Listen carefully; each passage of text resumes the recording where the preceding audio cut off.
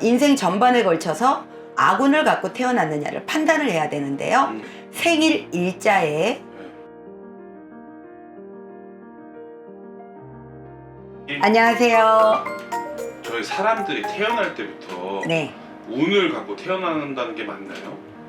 있죠. 네, 그렇죠. 요즘 말로는요, 흙수저, 금수저라고 표현을 하죠. 그러면 안 좋게 태어나는 사람들도 그럼 많이 있는 거잖아요. 많이 있겠죠. 그러면 그 사람들은 바뀔 수가 있나요? 그거는 개인차가 있는 부분이고요. 먼저 내가 흙수저인가 금수저인가, 그거는 흔히 우리 요즘 사람들이 살아갈 때 가지고 있는 것이 많고 누리는 것이 많다 그러면 나는 금수저라고 표현들을 합니다. 네.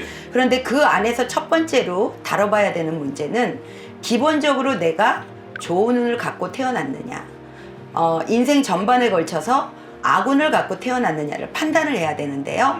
생활 속에서 쉽게 알아보는 방법이 있습니다. 네. 지금 말씀드리는 숫자는 음력을 기준으로 합니다. 네. 생일 일자에 1, 3, 8, 11, 13, 18, 21, 23, 28 138 숫자를 가지신 분들은 전반적인 운이 안 좋다라고 봐야 됩니다. 아, 진짜요? 이 운은 뭐냐면 억울하게도 내가 가지고 태어난 운이 아니라 정말 억울하게도 선대에서부터 하늘에 벌전을 지어서 그 애군을 가지고 태어난 것을 얘기하죠. 그런데 정말 이렇게 아군을 갖고 태어난 사람들이 성공을 못하느냐는 보면은 성공할 수가 있습니다. 단 많이 가려야 되겠죠. 여러 가지 것들을 나에게 좋은 방향으로 인도를 해야 되는데요. 첫 번째로 지혜를 드리자면 생일 일자가 9일, 10일, 19, 20, 29, 30일자 분들을 만나면은 나의 아군을 50%는 소멸해 가면서 간다고 볼 수가 있어요. 배우자를요? 그렇죠. 배우자나 동업자, 같이 일하는 동업자. 나의 운이 약하기 때문에 주변에 좋은 운을 가진 이를 들여라. 그 다음 주의해야 되는 사항. 이렇게 아군을 가진 숫자들을 말씀드렸을 거예요. 제가 기억하셨다가 배우자를 정할 때 똑같이 아군을 가진, 타고날 때부터 이렇게 아군을 가진 이를 만나게 되면 제일 좀 조심해야 되는 부분은 기형아가 탄생을 할 퍼센트가 90% 이상이 됩니다. 아, 그래서 궁합을 보는 거예요? 그렇죠. 그래서 옛날 어르신들이 지혜로웠던 방법은, 우리 옛날 결혼할 때는 어떻게 했어요? 얼굴도 못 보고 일단 사주만 맞춰서 네. 결혼했잖아요. 그게 100% 옳다는 건 아니지만 지혜로운 방법은 될 수가 있겠죠. 그런데 반면에 이렇게 생각을 해요.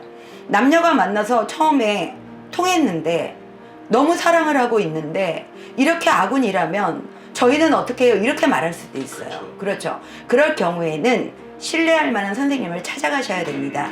이게 본인들의 애군을 소멸하는 차원이 아니라 선대에서 어느 벌전을 지었고 어떻게 나쁜 일을 했고 그거를 어떻게 풀어내야 후에 자손들이 더 이상 이 아군을 소멸할 수 있을까라는 부분을 반드시 풀어낼 수 있는 선생님을 찾아가시는 게 좋습니다.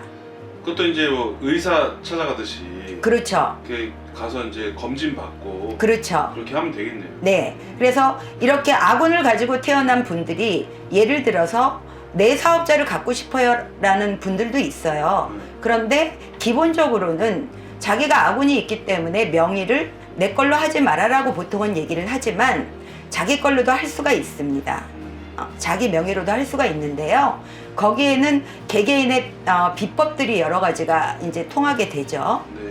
때로는 구슬하든지 아니면 때로는 부작을 지니든지 아니면 운기를 돌리는 어떤 비법을 전수를 받든지 그때 상황에 따라서 도움을 받으셔야 되는 것으로 보여집니다. 그렇게 처방이 이제 다양하게 되게 개인별 차가 있으니까요. 왜냐하면 우리가 명리학적으로 보면 2023년도 1월 23일에 태어난 모든 사람들이 있을 거 아니에요. 네. 그런데 거기서 차이가 나는 이유는 어느 나라에서 태어났느냐, 서울에서 태어났느냐, 어느 지역에서 태어났느냐, 그러니까 어느 땅의 기운을 갖고 태어났느냐, 그 다음에 어느 조상님들의 기운을 갖고 태어났느냐, 여러 가지 분석을 통해서 알 수 있는 또 부분입니다.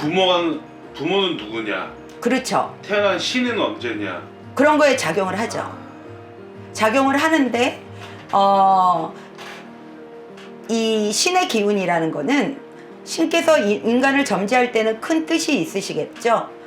그 안에는 인생에서 내가 풀어가야 되는 숙제는 반드시 있습니다. 기독교에서는 흔히 달란트라고 얘기를 하죠. 네. 근데 무교에서는 과연 내가 풀어야 되는 숙제가 무엇인가? 그거는 반드시 인간들은 생각을 해봐야 되는 부분이라고 저는 생각을 합니다. 네, 선생님 좋은 말씀 감사합니다. 네.